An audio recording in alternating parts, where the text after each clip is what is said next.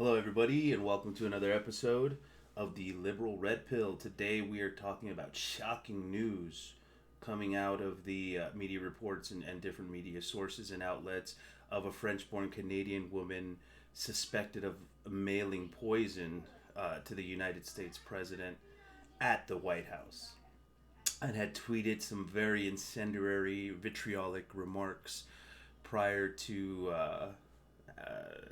prior to her arrest and had sent a total of 6 letters. Let's read a little bit more. Pascal Ferrier, check it out, 53 of Quebec, Canada, identified as a suspect who allegedly mailed poison letters. And see, here's the thing. I'm being very careful because I am very new to YouTube and I am being very careful with what I say. But you can see the report here on the pages that I have listed, and you can look up the reports yourself. I'm just going to break down what happened here. Is suspected of mailing 5 poison-laced envelopes to law enforcement officials in Texas as well. She was said to be armed with a gun and a knife and was taken into custody on Sunday at the U.S.-Canada border. On Monday, the Royal Canadian Mounted Police descended on an apartment complex in Montreal, where she sent a total of 6 letters from, one to the president and 5 to an address somewhere in Texas. This is her, the face of crazy. So this is something to be worried about, guys. We have a foreign national being arrested at the U.S. Canadian border, already having attempted things through just, I guess you could say, poisonous methods, which is crazy because I've always read that the method of that women choose to kill more prolifically is poison. So, and that's just crazy. This is ridiculous that this woman thinks that it's okay for her to make this. I don't know, guys. Let's read on. Um, the woman accused of mailing envelopes containing the poison to the president and law enforcement in Texas has been identified. Okay, we went over that. Court records first obtained. The CBC named the suspect Pascal, okay, who was arrested on Sunday by the U.S. Customs and Border Patrol protection on the U.S. Canada near Buffalo, New York. She was caught carrying a gun. According to court documents, she penned a note to the president telling him to give up and remove your application for this election. So I made a special gift for you to make a decision. This gift is in this letter, she wrote, according to the affidavit. If it doesn't work, I'll find a better recipe or another poison. Or I might just use my gun when I'll be able to come. Wow. Words of a madwoman. Look at this tweet. Jesus. Authorities believe Ferrier sent a total of 6 letters. Okay, we got that. One to the president, the other to. Look, here's the stuff. Look at this. Wow. Postmarked and everything. Those letters contain similar language to the letter that was sent to the president and were sent to people affiliated with facilities where Ferrier had been jailed in 2019. All notes were signed Free Rebel Spirit. I highly doubt that she's a free rebel spirit. It's more like a free tyrant, murderous spirit. I mean, guys, God, she tried to kill several people. I mean, gosh, I mean, what is? Does she even know what? I'm sure she does, but with the body, with what ricin, how ricin affects the body, it's probably terrible. It's probably a frightening experience, and for her to be, oh Jesus, I can't even imagine. Investigators also matched her fingerprints to from 4 of the letters. One of the letters containing a white powdery substance was addressed to the Hidalgo County Sheriff J.E. Eddie Guerra. According to a press release from the agency, the letter was sent on September 9th from Canada. Wow. A Canadian attempting to do something to a foreign president, especially in. We're supposed to be allies. I get that we're not, perfect, but come on. In the letter, the author clearly stated a desire to harm the sheriff and 3 female detention officers as they were 2 sent letters. Wow. She sent them to female detention officers. The letters were intercepted at the Hidalgo County Detention Center without incident. When she was arrested, Ferrier told Customs and Border Patrol agents that she was wanted by the FBI for those letters. Wow, wow, big mouth, I guess. Officers found a loaded gun in her waistband and said she was also carrying a knife. She was a native of France and became a Canadian citizen in November 2015 after living in the country for 7 years. Okay, well, she's a computer programmer, so she seems pretty smart, guys. Obviously, I'm not questioning her intelligence. She's probably smart, but doing what she did is probably, pretty up there in this most one of the stupidest decisions, if not the stupidest decision she's ever made in her whole life. She pleaded not guilty. Let me see here. Ferrier had been living in the U.S. last year and was arrested in Mission, Texas in 2019 on a charge of tampering with a government record for using a fake driver's license. She pleaded not guilty and spent 20 days in jail pending trial before prosecutors dropped the charge because it was her first offense.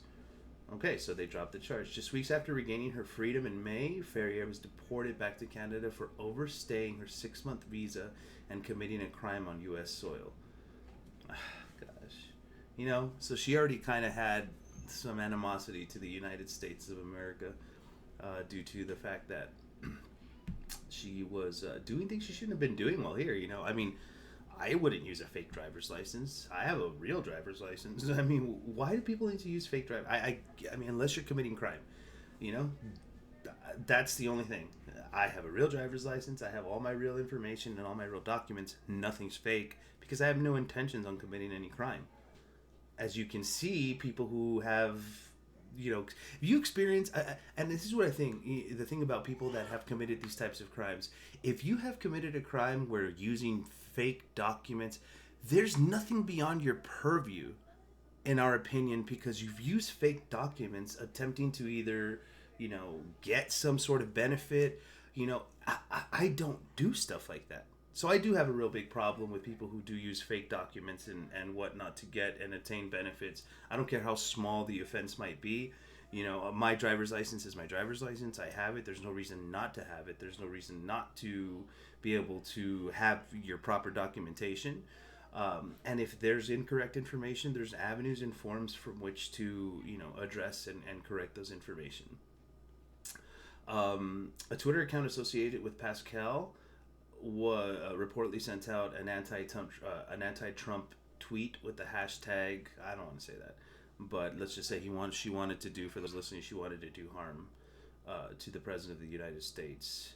Another tweet sent from the account 2 minutes later dubbed the President the ugly tyrant clown. Wow. The user of the Twitter page described herself as a techno-creative nomad. This is just skip.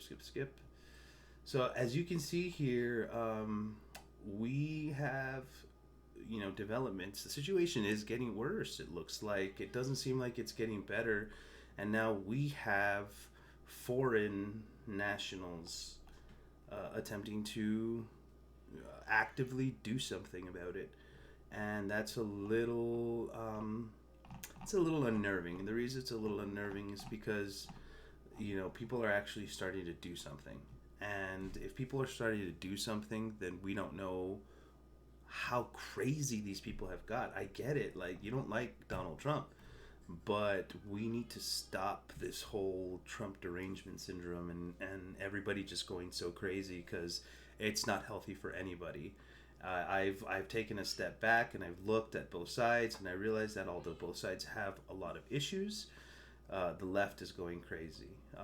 And then it's evident by people who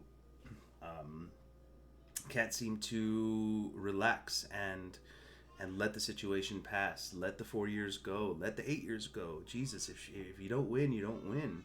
I knew that with the recent death of RBG, Ruth Bader Ginsburg, that things were going to get a little crazy and a little bit more shaky. So at this point, we have we have no idea what's going to be going on in this type of situation. We have no idea what is next.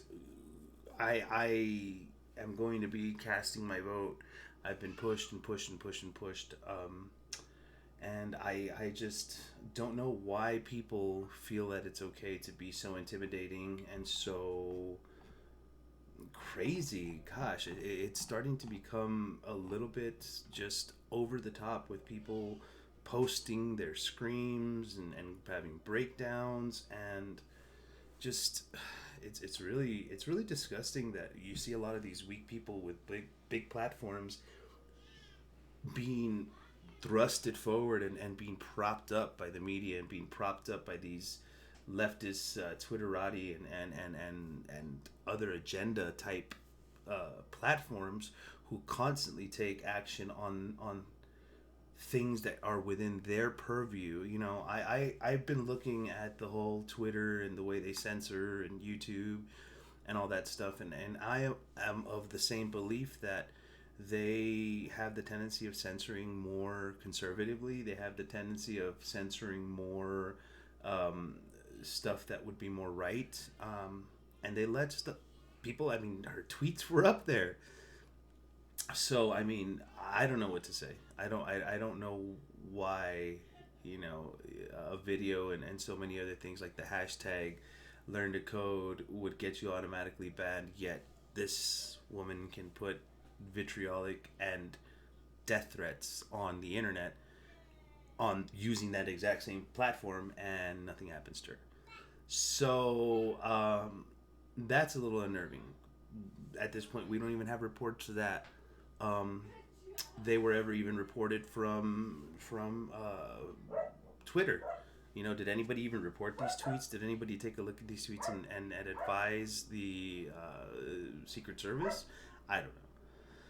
But yeah, guys, that's all I have for today. I wanted to take a look here at what was going on in this exact situation and just pass on the news that things seem to be, you know, slowly trickling worse. So I would suggest to start getting prepared for whatever might be lying in the future. Get some food and then just take care of yourself. Learn some additional. Now's the time to learn some additional hobbies and additional skills that might help you in the event. You know, learn your area, learn where you're at, plan different types of things. And I started thinking about it. I'm not being an alarmist, but it's okay to have a plan. It's okay. You know, it's okay to be prepared. There's nothing wrong with that. You know, you don't have to overdo it. You know, you don't necessarily, but a little bit of food, a little bit of extra here and there that might be non-perishable. Definitely get your weapons, get your guns and ammo and stock up.